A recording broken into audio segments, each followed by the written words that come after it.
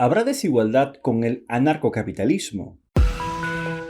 Esa es la visión libertaria, su fuente de informaciones descentralizadas y distribuidas. El 10% más rico posee el 50% de la riqueza de los países. El 50% más pobre solo posee el 10% de la riqueza. Seguro que has visto estadísticas como estas miles de veces. Los medios de comunicación dominantes los repiten como si fueran mantras. Justificar las acciones del gobierno como tasar a los ricos, impuestos progresivos, redistribuir la renta y otras tonterías por el estilo.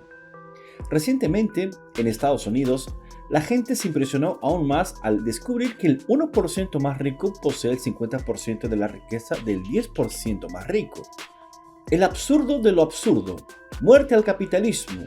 Ocupen Wall Street. Pero antes de salir a romperlo todo, como hacen los Black Blocs o los antifas descerebrados, que pueden estar luchando contra la ley de la gravedad, hagamos primero algunas preguntas.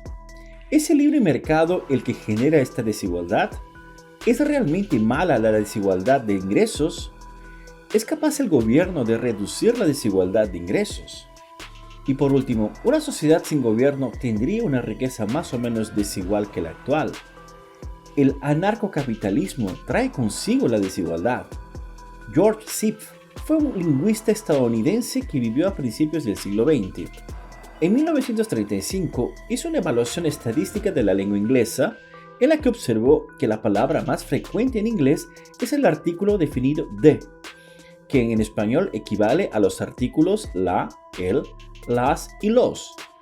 Esta palabra aparece el 6% de las veces, es decir, el 6% de todas las palabras de un libro en inglés son de.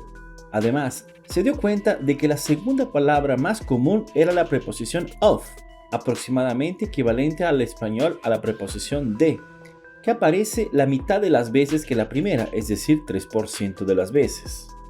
A continuación, la tercera palabra and aparecía un tercio de las veces, la cuarta to aparecía un cuarto de las veces, y así sucesivamente. En otras palabras, la frecuencia relativa de cada palabra es inversamente proporcional a su orden. La ley de Sipe es una forma de distribución estadística que se ajusta muy bien a la descripción de la frecuencia relativa de las palabras en la lengua inglesa. Como cualquier correlación estadística, los valores no son exactos, pero la tendencia es absolutamente clara y fácil de comprobar en el ajuste de la curva a una línea recta en el gráfico logarítmico. Podría ser una mera curiosidad si la misma ley no fuera igualmente aplicable a todas las demás lenguas existentes. Sí, el español también sigue la ley de Sipe. Al igual que cualquier otro idioma, incluso las lenguas inventadas como el esperanto o el klingon, también siguen esta misma ley. Es un hecho increíble, pero no tiene explicación. El ser humano, ejerciendo su creatividad natural para producir lenguaje, acaba generando palabras que siguen una distribución específica casi constante. ¿Qué alfabeto se está utilizando? No importa cuál sea el orden de las frases, sujeto, verbo, objeto, como en inglés o en español. El verbo sujeto-objeto como en japonés, o sujeto-objeto-verbo como en la mayoría de las lenguas del mundo. No importa, se continúa aplicando la ley de Sipe. ¿Tiene la lengua dos géneros como en español, o tres como en alemán, o solo uno como en inglés? La ley de Sipe se aplica de la misma manera. Pero lo más interesante es que también se aplican en otras situaciones. ¿Sabes dónde más se aplica la ley de Sipe? Sí, en la distribución de los ingresos. Si se toma una distribución de la renta en una población de cualquier país, se encontrará una distribución muy similar a la curva predicha por la ley de Sipe. El segundo más rico gana la mitad de lo que gana el más rico, el tercero gana un tercio y así sucesivamente.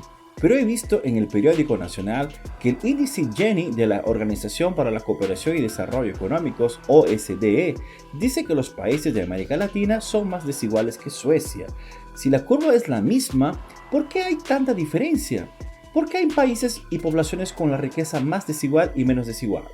Antes debemos decir que hay algunos puntos con los que no estamos de acuerdo en el cálculo del índice del Gini de la OSDE.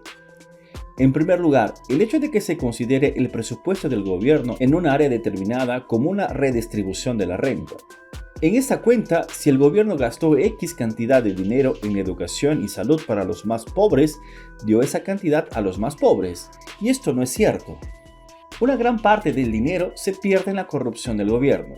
pero la mayor parte se pierde en la pura ineficacia administrativa. La cuenta correcta solo debe considerar el valor subjetivo efectivamente percibido por los pobres, el beneficiario final. Si el gobierno gasta X dólares en los pobres, no significa que el valor recibido por ellos haya sido estos mismos X dólares. De hecho, el valor es imposible de calcular porque es un valor subjetivo, ajeno al mercado. Es por eso que consideramos que el valor en sí es insignificante. Otro defecto que tiene el índice OSDE es que deja fuera los beneficios obtenidos por el propio gobierno, por los políticos y sus funcionarios. La mayoría de los ricos o superricos y la clase media alta en América Latina son de los políticos y empleados públicos. En el resto del mundo también hay un gran porcentaje de ricos en el gobierno. Así que el gobierno está, de hecho, concentrando los ingresos para sus funcionarios y políticos. La OSDE tomó estas malas decisiones por una clara razón económica. Son los gobiernos de todo el mundo los que los financian, así que prefieren ignorar este hecho, que es bastante significativo en América Latina. Pero incluso si quitamos estas barbaridades, sigue habiendo cierta variación en la distribución de la renta entre los países. Es por eso que necesitamos un factor de ajuste aquí. La ley de Zipf es en realidad la forma discreta de la distribución de Pareto. La distribución de Pareto tiene un factor alfa que puede hacerla más o menos suave. No quiero profundizar en las estadísticas aquí, pero en forma simplificada, la forma de la curva es siempre la misma, pero la pendiente puede variar. Como hemos dicho, no hay ninguna teoría firme que explique por qué estas cosas se organizan según la misma distribución. Pero dentro de las explicaciones que tenemos, las que más me gustan es la que dice que la ley de Zipf obedece a la forma humana de organizar nuestro pensamiento. Creamos nuestro lenguaje a través de un proceso de reutilización de las cosas que hemos escuchado de otras personas, con ocasionales adiciones creativas personales. Una persona muy ocasionalmente inventará una nueva palabra, o un nuevo significado para una palabra. Estos añadidos, si son escuchados por mucha gente y son algo interesantes, son repetidos por ellos. Pueden llegar a formar parte de la lengua. Si no son interesantes, se convierten en una mala broma y se dejan para atrás. Lo bueno de esta analogía es que se aplica a la economía de forma directa. La economía es una red neuronal social. Básicamente, la gente produce y consume cosas que ha aprendido a producir y consumir. Muy de vez en cuando alguien inventa algo nuevo, que puede quedarse en el camino o tener éxito. Es exactamente el mismo principio. Es una bonita teoría, pero lo importante es que la desigualdad de ingresos es inevitable. Siempre habrá cierta desigualdad de ingresos y siempre va a tener la forma de esta curva, y de hecho solo va a variar por un estrecho margen. Así que acostúmbrate a que el 10% tenga el 50% porque siempre va a ser algo parecido. Así que la desigualdad de ingresos no es causada por el libre mercado, es una consecuencia de la sociedad humana. Ahora bien, ¿es la desigualdad de ingresos algo malo? Hay dos maneras de verlo. Creo que lo malo es la miseria, la pobreza, no necesariamente la desigualdad de ingresos. Creo que es triste que la gente muera sin tener nada que comer, pero si yo estoy bien alimentado, tengo un mínimo de confort en la vida, ¿qué diferencia me hace que haya gente que tenga islas privadas o una flota de helicópteros? Mi opinión es que la desigualdad en sí no es el problema, la pobreza es el problema. Pero hay una segunda forma de verlo. Tenemos que admitir que envidia también forma parte de la naturaleza humana. Todos tenemos algún grado de estos malos sentimientos, negarlo es inútil. Cuando veo a alguien con una isla privada y un helicóptero, mentiría si dijera que no siento envidia de este tipo.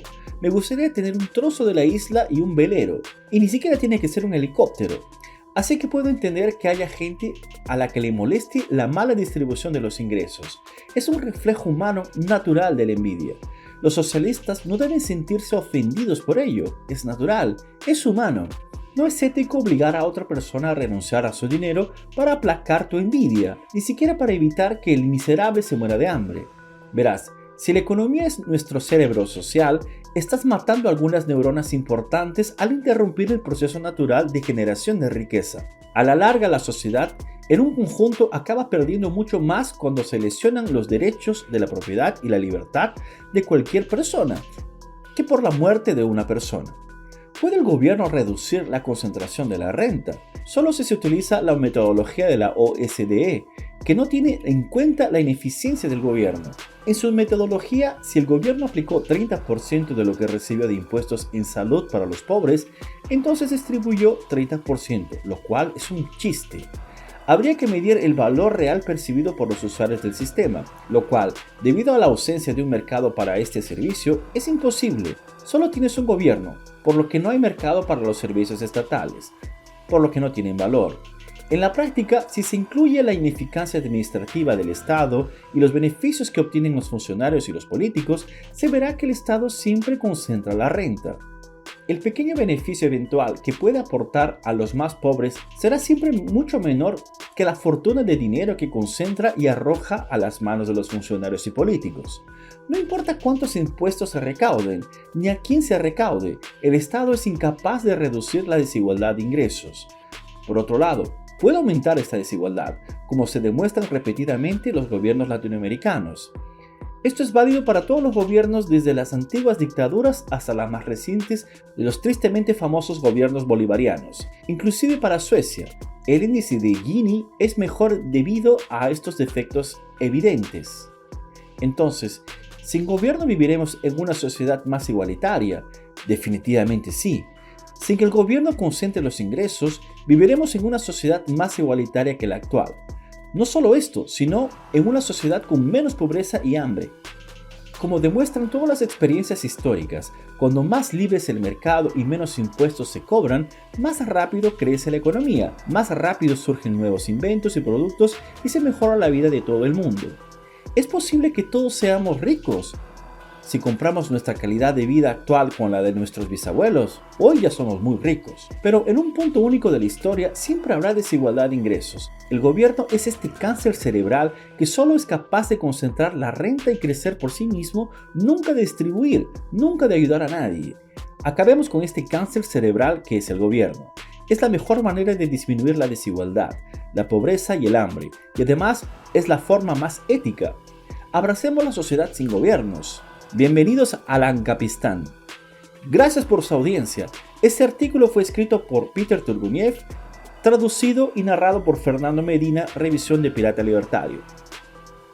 Si te gustó este video, dale me gusta y compártelo en tus redes sociales. Suscríbete a nuestro canal y clica en la campana para enterarte de más videos. Hasta la próxima.